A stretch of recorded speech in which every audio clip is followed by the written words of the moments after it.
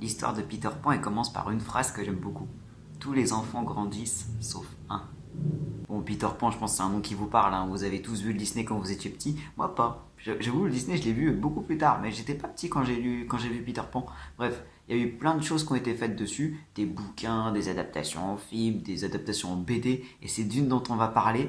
C'est une série de BD faite par Loisel, et à mon anniversaire, on m'a offert l'intégrale de la bande dessinée. Regardez comme elle est belle. Eh, les potes, ils connaissent bien mes goûts, hein. Merci.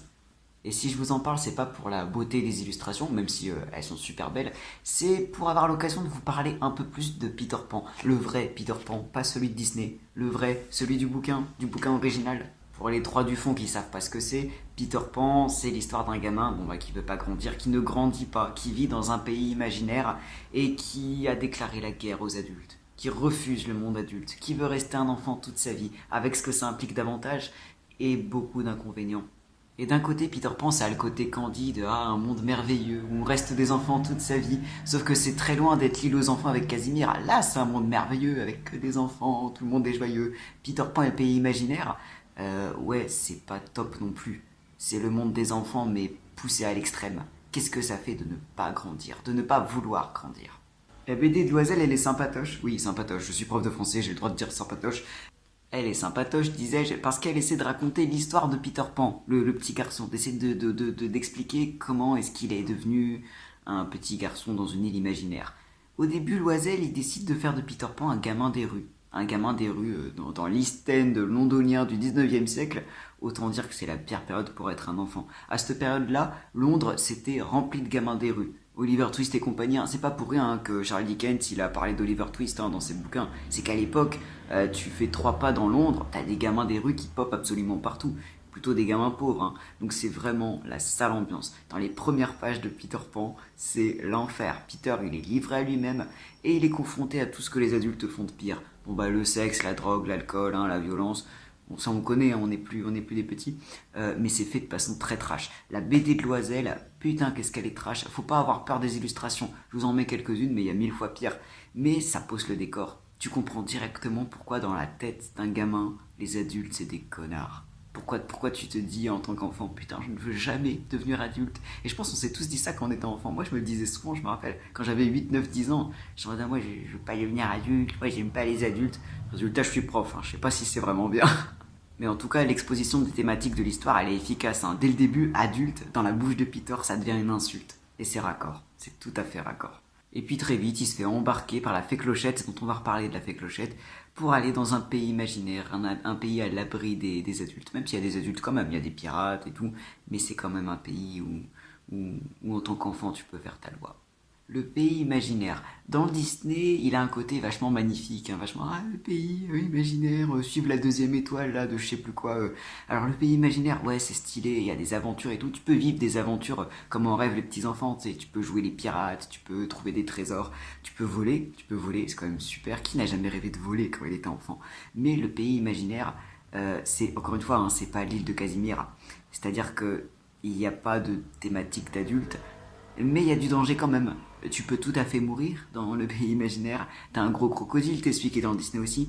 Mais c'est un vrai crocodile, hein. Tu crois que Crochet, c'est comment qu'il a perdu sa main? Le crocodile, il peut bouffer des gens, et il en bouffe d'ailleurs.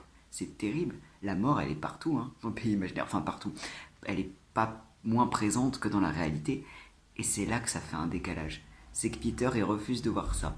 Et il veut pas grandir, donc il est dans sa bulle. Ouais, je suis là pour faire l'aventure, je suis là pour jouer, je suis là pour faire pour combattre les pirates, tout ça, c'est bien. Mais il y a des thématiques sérieuses quand même autour de toi. Et il faut prendre des responsabilités des fois. Sauf que responsabilité et enfant, ça marche pas. Ça marche pas pour Peter. Et c'est ça qui est génial dans l'histoire de Peter Pan. C'est que ça te montre le monde des enfants, mais un rejet des adultes tellement extrême que ça devient terrifiant. Parce que le rejet des adultes, ok, tu rejettes la violence, la maltraitance des enfants, c'est bien ça, de rejeter la maltraitance des enfants, mais tu rejettes les responsabilités. Peter n'a aucune responsabilité. Il refuse d'en avoir. Ça ne le concerne pas. Les autres ne le concernent pas. Il n'a aucune empathie. C'est un truc qu'on retrouve hein, chez les enfants. T'as du mal à avoir de l'empathie quand t'es enfant. Enfin, tu captes pas le rapport aux autres. Peter n'a aucune empathie. Et tous les gamins perdus qui va chourer ensuite dans les rues de Londres, ah venez avec moi, ils n'ont aucune empathie. C'est terrifiant. Pour eux, tuer quelqu'un, ça n'a aucune conséquence. C'est le monde imaginaire de Peter Pan, c'est le monde où tu refuses toutes les conséquences. Ça n'existe pas, les conséquences. Tu peux faire ce que tu veux, tu t'en fous. Et c'est terrifiant. T'as un moment, t'as un gamin, c'est compliqué, un gamin qui est traumatisé parce qu'il a vu sa sœur se faire dévorer vivante par un crocodile. Voilà, youpi, Peter Pan, hein. Du coup, il est traumatisé, donc il ne peut plus parler. Et les autres se disent, ah, il est chiant quand même. Qu'est-ce qu'on peut faire, du coup? Ah bah si on le tuait. Et ils sont en mode, ouais, pourquoi pas, on pourrait faire ça. Comment est-ce qu'on pourrait le tuer? T'es en mode, non mais arrêtez, arrêtez, vous allez pas le tuer, enfin c'est votre pote. Mais il n'y a aucune conséquence. Hein. Un problème là, bah, et si on le tuait? Tu sais, c'est limite un jeu pour eux. Et c'est terrifiant. Et c'est quelque chose qu'on retrouve dans toute l'histoire. Cette espèce de truc de simplicité glaçante. Mais ça fait la force de la série. C'est terrifiant et ça te montre que ouais, le monde des enfants, si tu rejettes vraiment tout à fait le fait de grandir, tu rejettes beaucoup plus de choses que seulement les points négatifs. Une autre thématique très intéressante dans le pays imaginaire, c'est que en tant qu'enfant, t'as pas de mémoire. Alors oui, je sais, vous en avez une mémoire, mais tu sais, on n'a pas beaucoup de mémoire en tête, tu vois. Dans le pays imaginaire, tu oublies tout très, très, très vite. C'est pour peu que t'aies pas de traces. Et ça, c'est terrible. Tu sais, il leur arrive des grosses merdes et tout. T'as des gens qui meurent à cause de batailles contre les pirates, de batailles contre les éléments et tout. Ils meurent, c'est le drame et tout. D'ici une semaine, ils sont en mode, ah ouais, je suis triste pour... comment il s'appelait déjà? Ah, je me souviens plus. Qui c'est qui est mort? Oh, je me souviens plus. C'est terrifiant, tu dis, mais c'était ton meilleur ami, t'as pleuré sur sa tombe pendant des jours. Et ils s'en souviennent plus. Il n'y a plus de traces. Ils oublient tout. Puisque rien n'a de conséquences, tu sais. Pour que rien n'ait de conséquences, faut oublier tout. Et c'est terrifiant. Tu sais, il se passe des trucs horribles. T'as la fée Clochette, elle fait des trucs horribles. D'ailleurs, même dans Disney, hein, elle est quand même pas terrible. Mais dans la vraie histoire, la fée Clochette, c'est une garce, hein. C'est pas une fée, c'est une petite connerie, c'est une petite pute, vraiment.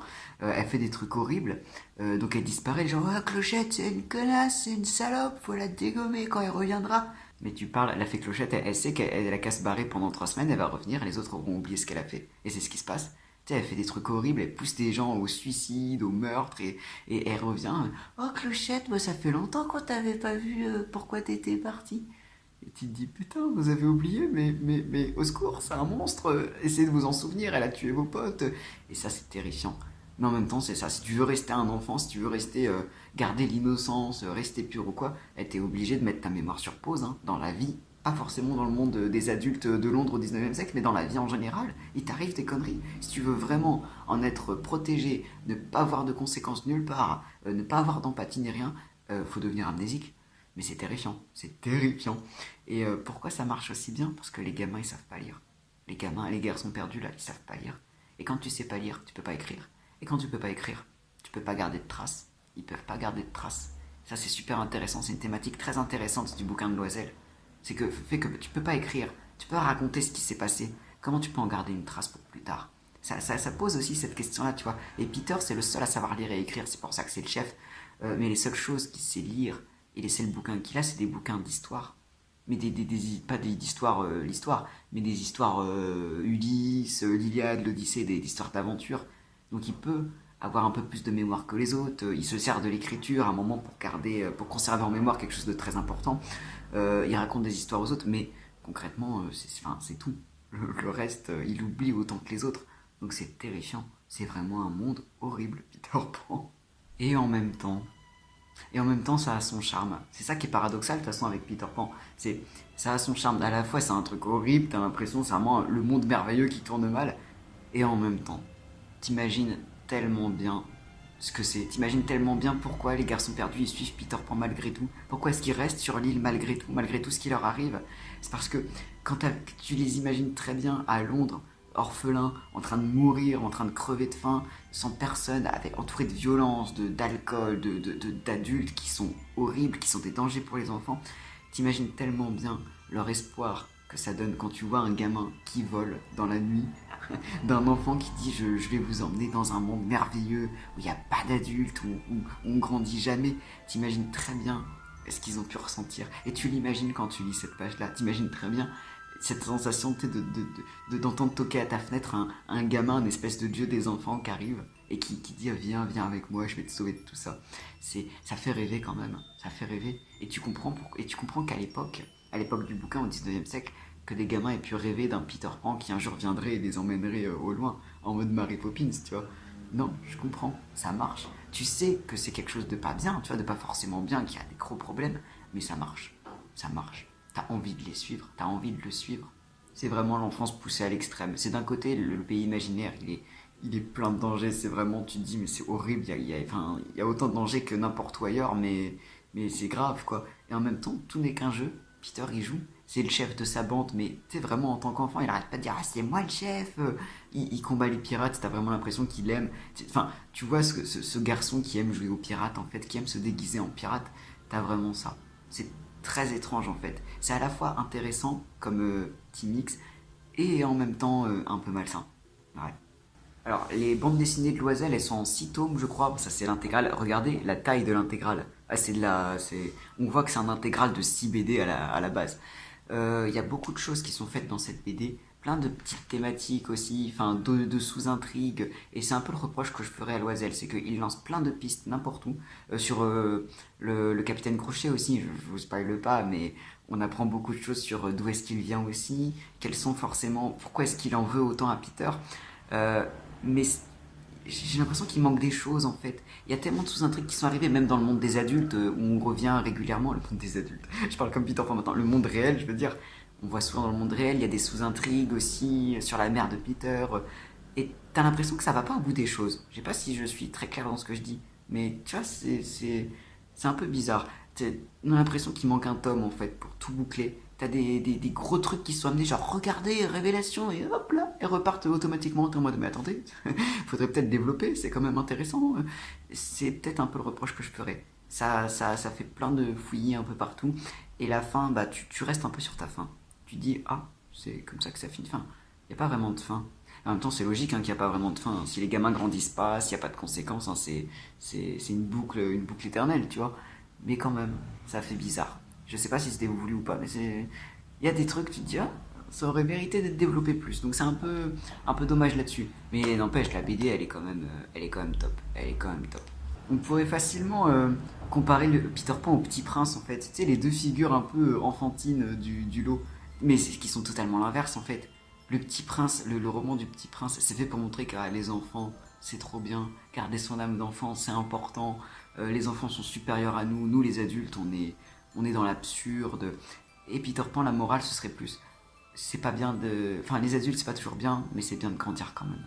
En fait, c'est ça la morale de Peter Pan. C'est le côté, ouais, l'âme d'enfant, c'est bien de la garder, mais c'est bien de grandir. Pas pour être un connard, tu vois. Mais quand tu grandis, ok, t'as plus de chances d'être un connard, mais t'acquiers quand même aussi de la maturité. Et ça change beaucoup de choses. L'empathie, le sens des responsabilités, bah ouais, c'est pas drôle. Ouais, c'est pas drôle d'être adulte, hein, de devoir prendre en considération, ah bah oui, ça, bah oui, là. Mais, enfin, ça fait partie de la vie et de la société aussi. Enfin, c'est de la maturité, ça. C'est, voilà, être adulte, c'est pas juste être dégueulasse, violer des gamins. Non, c'est être mature aussi. C'est grandir. C'est ça qui est très intéressant. Mais de toute façon, le Petit Prince aussi, hein, je vous en ai déjà parlé, on avait fait une vidéo dessus. Ça aussi, c'est un peu extrême finalement. Le côté, tous les adultes, ils s'intéressent qu'à des choses sérieuses, mais ils perdent leur temps. On voit ce qu'il veut dire, le Petit Prince. Mais t'as un moment dans le bouquin, le narrateur, il répare son avion, tu sais, parce qu'il est coincé dans le désert, il est en danger de mort. Il répare son avion et il dit, ah désolé, là, faut que je m'occupe de choses sérieuses en fait. Et le Petit Prince, ah mais je comprends pas, mais pourquoi tu perds ton temps à ça? Et t'es en mode, non, en fait non, s'il répare pas son avion, il va mourir. Donc il faut s'occuper de choses sérieuses des fois. C'est un peu ça. C'est Et Peter Pan, c'est encore plus, ça appuie encore plus cette morale. Ça appuie en fait le fait que, tu sais, en tant qu'adulte, souvent on se dit ah j'aimerais bien retourner en enfance. Ah les enfants ils sont bien. Peter Pan c'est là pour nous montrer que on se souvient plus trop de ce que c'était qu'être enfant, qu'il y a des bons côtés mais qu'on l'idéalise peut-être un peu. Qu'être adulte ça a quand même des avantages. C'est un sujet qu'on peut vachement se poser quand on grandit. Perso, depuis que je suis prof, je suis beaucoup confronté à des enfants, des grands enfants, tu vois, mais des enfants quand même. Et ça te fait te rappeler de beaucoup de choses, de beaucoup de sensations que tu avais quand tu avais leur âge. Quand j'avais 12 ans, je me revois vraiment à leur âge. Parmi les enfants auxquels je suis confronté au quotidien, je revois les gens que je pouvais pas blairer, je revois les groupes sociaux qu'on construisait dans la cour de récré, je revois les gens que j'admirais, je revois les potes que je me faisais, je me revois moi aussi. Il y a beaucoup de jeunes où je me revois moi à leur place, dans les comportements qu'ils ont, même dans leur physique, dans leur comportement en classe, dans leur comportement dans les couloirs ou entre eux. Je me revois et je revois tous les gens que je côtoyais et tu te dis, ouais, non, enfin, Tu vois, c'est une autre vision de l'enfance, tu vois. Tu revisites ce moment où tu étais gamin, mais avec tes yeux d'adulte. Et des fois, il y a des trucs, tu te dis, ah ouais, c'était quand même bien. Et d'autres, tu te dis, ah bah ouais, cette situation-là, je la voyais de telle façon, mais maintenant que j'ai un regard d'adulte, je la vois d'une autre façon. Je comprenais pas tout à l'époque. C'est très étrange de faire ça. Mais en même temps, enfin, c'est pas une science exacte, tu vois, donc ouais, c'est mystérieux, mais Peter Pan, c'est là pour nous rappeler que grandir, c'est dans l'ordre des choses, en fait. Que c'est pas bien de pas grandir, que c'est malsain, que ça va apporter que des soucis, en fait. Ça me fait penser à un truc psychiatrique, le syndrome de Peter Pan, je crois que ça s'appelle comme ça. C'est un blocage dans ta tête qui fait qu'en fait, t'es adulte et tu refuses de grandir, en fait, donc tu refuses les responsabilités, enfin, tu restes un enfant dans ta tête en fait. C'est pas une maladie mentale, c'est vraiment un blocage psychologique. Et je me dis, c'est peut-être ce côté, t'es la peur des conséquences, t'es la peur d'être dans un monde où t'as tellement de, de douleurs, tu peux vivre tellement de trucs horribles. C'est une façon de se protéger, hein, de pas avoir d'empathie, de refuser de se rappeler de tel événement. C'est aussi ça, hein. C'est ça. Quand je parlais de maturité, être adulte, c'est aussi bah ouais, accepter que tu vas souffrir et t'en souvenir. Parce que ça fait partie de la vie, mais que ça fait grandir aussi. Donc c'est très très étrange. Un autre reproche que je pourrais faire, un dernier reproche à la BD de Loisel, c'est que, alors c'est très intéressant la façon dont on apprend pourquoi Peter s'appelle Peter Pan. Parce que c'est pas quelque chose qu'il a de base.